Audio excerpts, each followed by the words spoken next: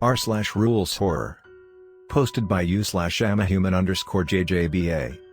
Some strange events start occurring in my neighborhood.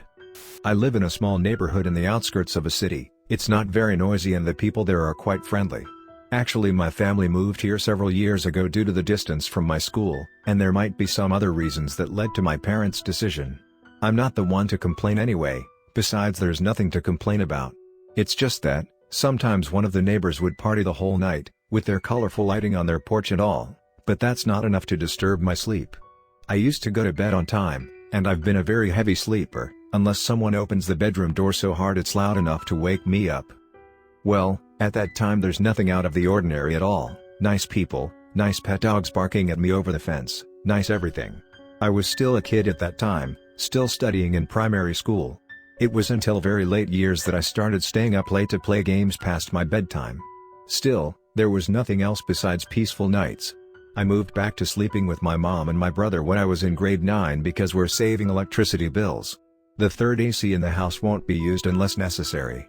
I started coming downstairs to do late night activities then, from drawings to playing games, busted several times but being persistent I still kept coming down at night after days had passed from the day I got caught. Now I'm getting into college soon and might have to leave this neighborhood for several reasons. That's when things aren't right. Recently I just noticed that one of the neighbor's porch lights are capable of changing colors. Maybe they changed the bulb. Has it ever happened before? I never noticed them until I came home that one night and noticed both the lights being pink and purple, which is out of the ordinary since I recall them being orange warm lights. I gave it no attention. Few days later all the lights on their porch were still orange, but one of them gave out a slightly different hue. Almost red. I was a little concerned but tried not to think much about it. But my inner paranoia, the anxiety started to feed up on me when my father told us that they'll need to leave the front door light and the bathroom light open. To be honest, it sounded ridiculous at first because it would be a waste of energy, but then I started to get more unsettled the more I thought of it.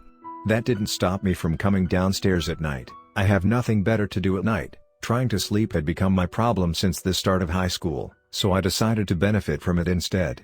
I often stayed in the room across from the kitchen, and the room is slightly across from the stairs. There's a fridge inside the room. Convenient? I think so, but not when I'm on a diet.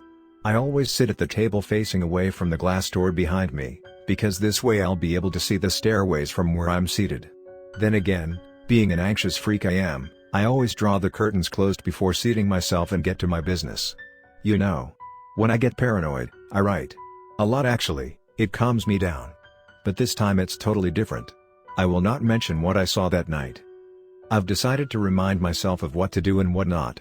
I have observed, examined, everything I have to do to avoid bringing myself into that situation again. 1. Keep the front door and bathroom lights on. If any of them go out, immediately shut the door to the room and lock it. Be quick, but quiet. I won't risk waking up my parents too.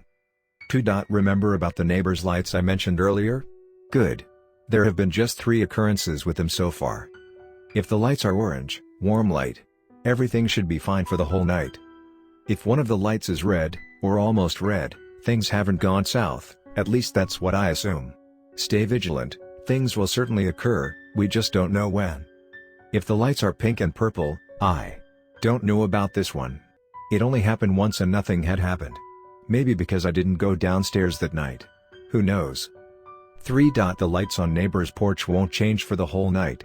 But if at any point I see the colors changed, I will better off go to sleep and leave things undone. 4. I should not under any circumstances leave the curtains open for a long time, and they should be completely closed. No gaps, at all.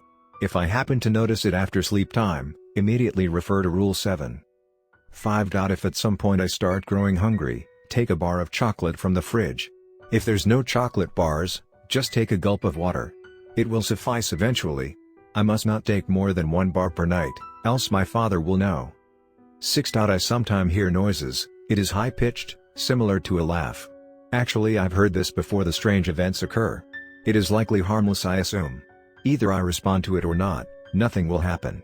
7. If I felt like being watched, or maybe it was just some gut feeling, I might have screwed the curtain part. Turn off the lights and move out of the room, maybe seat myself at the living room instead, with a chance of being caught because there's a CCTV camera facing the living room, Or I could seat myself at the stairs. There would be some light from the bathroom to help with seeing. 7.1 If one of the lights, front door or bathroom, go out at this point, go to sleep. Move fast and quiet. I should be upstairs before roughly 20 seconds passed. How did I know this?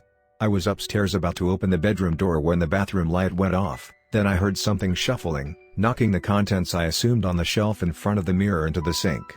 I kept quiet and turned the doorknob as silently as I could and pretend nothing happened, went to sleep with my earphones still sticking in my ears. Pure luck. Pure luck. That's all the stuff as I remember. I still keep my habit of going downstairs at night nonetheless. I could have stayed in the bedroom, but my mom and brother will be disturbed, so I tend to go somewhere else instead. Besides, I can't predict when my father will come out of his room at night. If I'm downstairs, I could come up with more excuses, you know? Next story of this video. Posted by u/Malakline. Rules of the basic horror hunt are for the nightman. Hey there, I know you're probably confused as to why you'd willingly do this shit. Most of us were when we first started, but hey, that's okay. You'll find your own reason with time, but what matters for now is that you've decided to be a horror hunter. Monstrosities beware. You're coming to get them. Now, as fun as all that sounds, the truth is Sam and Dean make it look easy. This shit is hard. Like most of us either die or get our souls eternally trapped by whatever thing we were chasing hard. Others can go out with a bullet to the temple, and those of us that actually make it to old age are oftentimes left alone with no one by our sides, except for a few empty old bottles and a list of dead friends. So what I'm saying is, you kinda have to give up on life if you want to make it in this business. Now, let's address some of your obvious questions. Why don't we bring this shit up with the authorities? Surely there is some way that they can help? The CIA? FBI? Maybe the NSA? We can't. The basic nature of horrors dictates that the more people know about them, the stronger they get. An organization devised to deal with them is akin to a small church dedicated to their worship. These beings grow off of fear, and an organized response to that fear would do more harm than good. So no cops. Got it? Good. Now on to the rules. 1. Everything can be killed. Everything. If it has a beginning, then it has an end. All might seem lost, but never give up hope. It is imperative that you know this to be true. It might regenerate, it might grow back, it might even respawn like an unrelenting tumor, but remember, it can die. Maybe it won't be the type of death you're thinking of, but everything has an end, even the universe, so don't think some dumb fuck poltergeist is somehow exempt from that. The question isn't if it can be killed, but rather how. 2. Know the rules. Rules are important. If they don't want you to look at them, don't look at them. If they ask for a gift of fresh blood from your palm when you meet them, give it to them. Do the research before approaching them. If it's a ghost, figure out how they died and the nature of the other hauntings. If it's a demon, find out what kind of deal brought them here. Consult your books and call your fellow nightmen. They can and will help. We can't create a secret organization to deal with this type of stuff, but we do have a loose network of people to pass along vital information. Use it. These creatures, as twisted as they are, will be bound to some kind of ritual. They need that to bind them here. The ritual is their mind and soul. It is what gives them substance and form. Play along until you don't have to. After all, even if they don't know it, only one of you is walking out at the end of this, and hopefully, you've done your best to make sure that it's you. 3. Control your emotions. They feed off of your beliefs, and even an individual's fear can be a tasty enough treat for these monsters. You need to learn to control your emotions. Nothing can be allowed to roam freely through your mind. One of the common rules when dealing with horrors is to not look at them. Now, sometimes this rule is important because the horror itself is shy or has a negative reaction to being observed. But most of the time it's because the moment you look at a horror and see its grotesque shape, you will feel fear. This is not allowed. Fear equates to death. Do not be afraid. I personally see emotions as a set of dams all connected to the same lake. Everything is fueled by the same lake, and while you will need to open dams to not overflood the lake, it is up to you to choose what dam you open. Feel joy instead of fear. Feel courage instead of dread. Feel hatred instead of panic. Anything to not feed them, anything to not increase their strength. Of course, some of them might want love or joy, but it's on you to figure out what to not feel. If you need to, I suggest taking some anti-anxiety meds to get started, clonazepam maybe. Celexa. Nothing too strong, you don't want to be a drug addict after all, even if it is an undoubtedly better fate. 4. Gather information. Remember, you might die with every job you take. We risk our lives and most of us die to these monsters, so save whatever information you can and pass it on to the next nightman if you can. So if you fail, then they can pick up where you left off. Keep books. Information is your friend and folklore is your wife. Read through old texts and constantly stay up to date on new ways to deal with horrors. We've managed to drive a few species of horrors extinct with some developments concerning spring water and silver, and it's this type of stuff that keeps us going and growing. Learn and innovate, this war will never end. 5. Do not trust a nightman's information blindly. If you pick up a case where one of our own has failed and you run into his case file, it may have been tampered with. Be scrutinous, use your previous experience to determine what the horror might have changed. If you don't have any prior experience, please do not pick up the case. Copy the file, move on with life, and then come back to it when you have enough experience to deal with the situation. If the information you received has been tampered with, use it.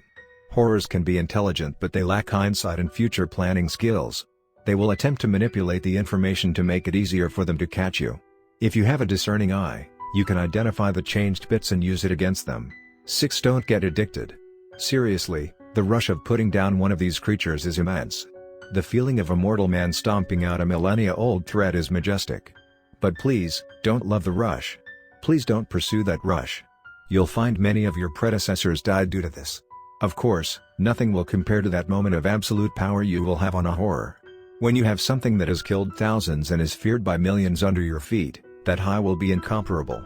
It keeps most of us going, but it also tends to be the thing that gets us killed. 7. Kill yourself if you need to. I'm not going to sugarcoat it, kid, sometimes the situation can get awful. Sometimes you just can't escape the monsters, even after they kill you. So please, have a permanent out.